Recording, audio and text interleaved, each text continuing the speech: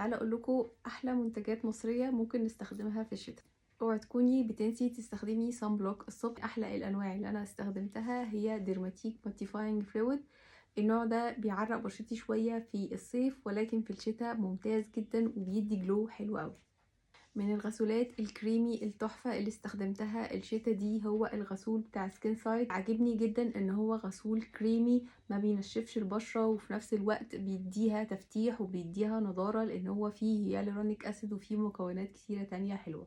وكمان ممكن استخدمه كماسك. الترطيب لازم يكون مضاعف في الشتاء عشان ما يحصلناش جفاف او اي مشاكل تاني. بستخدم سيرم وبستخدم كريم. من السيرامات التحفة اللي استخدمتها الشتاء دي هو السيرم بتاع سيش ريدي ان اكشن.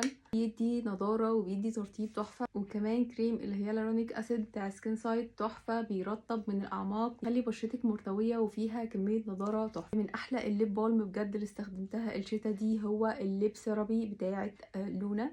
ولا بتدهن ولا بتسيب طبقة، رطب الشفايف حلو قوي قوي قوي. جربوها وسعرها ولا حاجة. قولولي بتغيروا المنتجات بتاعتكم من الصيف للشتاء ولا لا؟